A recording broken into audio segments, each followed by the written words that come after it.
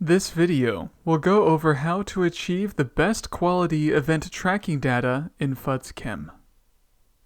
Event tracking reports are vital to seeing the progress of data flowing through your project and help ensure nothing has slipped through the cracks. We'll discuss what to look for when reviewing these reports and what to do if data needs to be updated. We discuss these reports in detail in our Event Tracking Reports Overview video, linked in the description. Note that each of these reports sorts locations by site. If location site cross-reference information is not entered correctly, the reports will not run. To see how to enter this information, please refer to our Location Site XREF Entry tutorial video, linked in the description. First, let's go to Reports, Event Tracking Reports, Event Status, All Data Types. Fill out the drop-downs and click View Report. If you cannot see your project or event in the drop-down, you can change Hide Closed Events to False to choose from a wider list of projects and events. If you still do not see it, then it is likely that the Assign Locations tab of the Event Management tool has not been filled out for that event. For information on how to fill out event management information, please refer to our Event Management tutorial video linked in the description. On this report, we want to make sure all anticipated data types, represented by X's, are entered for each location and approved by the end of our event. The footnote defines the column headers and the colors used on the report. Green cells mean the data is approved. Orange cells mean the data has been certified but not yet approved. To resolve this issue, approve the data. Tutorials for how to approve various data types are included in our Government Personnel Tutorials playlist, linked in the description. White cells with X's mean the data types were planned in event management, but data was not yet entered. To resolve this issue, first determine if the data is expected to be loaded. In some cases, the data may have been skipped, planned in event management by mistake, or was not collected. Let's go over how to resolve each of these issues. For this project, let's say we planned to collect lithology data, but forgot to enter it. Thus, all cells are white with X's for LTD. To resolve this issue, enter the data. Please refer to our Data Entry tutorial playlist in the description for details. Let's also say that groundwater elevations were never meant to be collected for location vid-SS007 because that location is not a well. This data type must have been applied by accident. To resolve this issue, update the planned data types. To do so, go to Tools, Data Event Management. Choose the correct project and go to the Assign Locations tab. Select the event from the event dropdown in the center. Choose the unneeded data type on the right, for this example, groundwater levels. Highlight the location in question, for this example, our non-well location. Use the left arrow to unassign this data type from the location. If we go back to our report, we can click the Refresh button. We can see that location, vid-SS007, no longer has an X in the GWD column, indicating it was successfully unassigned. Finally, let's say we were planning to collect environmental measurement data at location vid-MW002, but couldn't, due to the water being frozen. To resolve this issue, add an event-level comment to the project tracking report. We'll go to Tools, Data, Event Management. Select the project, go to the Create Track Events tab, and select the event. At the bottom, check to see if there is a note explaining why the data was not collected. If not, click Add New Record. Type in a comment, for example, environmental measurements not collected for vid MW002 due to frozen well. Fill out the comment type, date, and owner, and click Save. Let's take a look at the next event status report. Go back to Reports, Event Tracking Reports, and choose Event Status Chemistry. Fill out the drop-downs and click View Report. As before, if you cannot see your project or event in the drop-down, change Hide Closed Events to False to choose from a wider list. If you still do not see it, then it is likely that the Assign Methods tab of Event Management has not been filled out for that event. For information on how to fill out event management information, please refer to our Event Management tutorial video linked in the description. On this report, we want to make sure all anticipated chemical analyses, represented by dots, are entered for the appropriate locations and approved by the end of our event.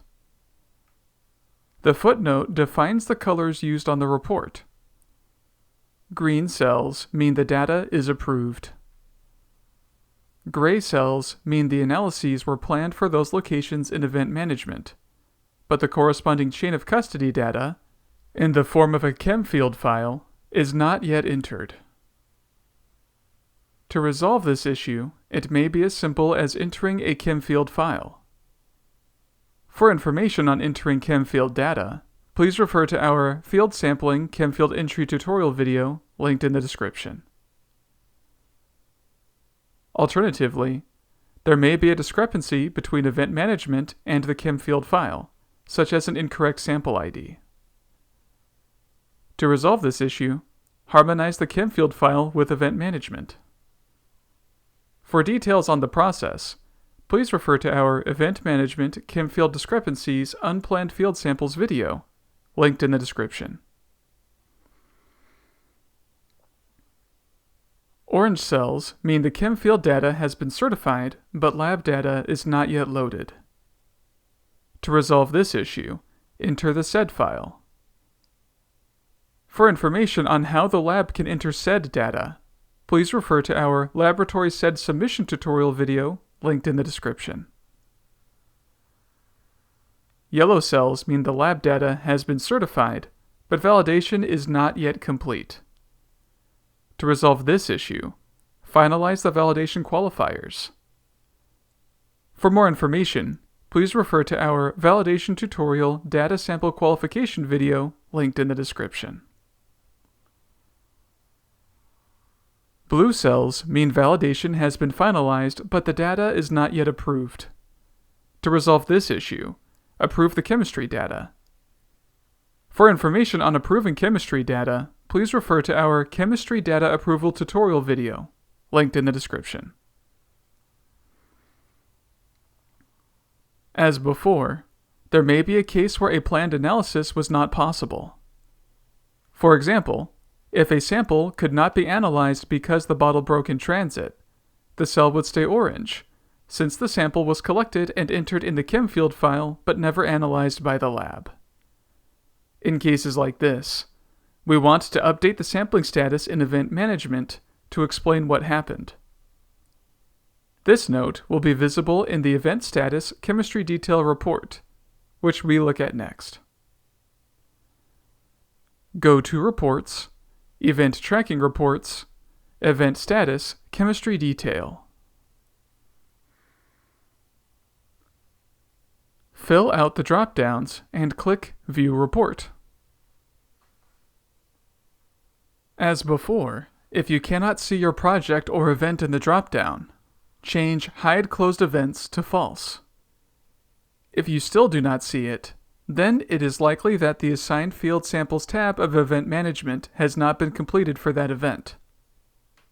For information on how to fill out event management information, please refer to our Event Management tutorial video linked in the description. This report shows much more detail than the previous report, including breaking out multiple samples from the same location into separate lines. On this report, we want to make sure all anticipated analyses, represented by dots, are entered for the appropriate samples and approved by the end of our event. The footnote defines the colors used on the report. The color coding matches the previous report, and the actions to take for each color are the same as well. One exception is gray cells. Gray cells mean sampling information was entered in the Assigned Field Samples tab of Event Management, but the corresponding chain of custody data, in the form of a ChemField file, is not yet entered. The resolution is the same as with the last report. Enter a ChemField file, or harmonize the ChemField file with Event Management. The harmonization efforts, however, will likely focus on the Assigned Field Samples tab instead of the Assigned Methods tab. As with the last report, it may be possible that a planned analysis was not able to take place. Let's use the example of a broken bottle preventing analysis once again. We can update the sampling status for this sample to reflect this. To do so, go to Tools, Data, Event Management, Assigned Field Samples tab. Choose the correct project and event, and click Add Edit Samples. Choose the appropriate location and sample, and type into the sampling status box. You can also use the sampling status drop-down at the top to select a new status. For this example, we will write Bottle Broke in Transit. Click Save. Let's go back to the Event Status Chemistry Detail Report and click Refresh. We can see the sampling status is updated, making it clear why approved data is not available. If there are unplanned field samples, there will be a red footnote indicating this. Having unplanned samples may result in an incomplete picture of the data. In any case, it is a best practice to review the Unplanned Field Samples report to ensure all samples are accounted for. To do so, go to Reports, Event Tracking Reports, Unplanned Field Samples. Fill out the drop-downs and click View Report. If you cannot see your project or event in the drop-down, change Hide Closed Events to False. If you still do not see it, this means there are no unplanned samples to review. Field QC samples are typically not planned, and many projects allow these samples to remain on this report. However, any other samples listed here should be added to or updated in Event Management. For details on this process, please review our Event Management ChemField Discrepancies Unplanned Field Samples video, linked in the description. In conclusion, reviewing your event tracking reports will help ensure that no data has slipped through the cracks, thus improving the completeness and quality of data for your event. Don't forget to subscribe to the FUDSChem YouTube channel for more tutorial videos. All of the tutorials and playlists mentioned during this video are linked in the description below. Lastly, if you have questions or comments, feel free to contact us at fuds.support@synectics.net. Thank you.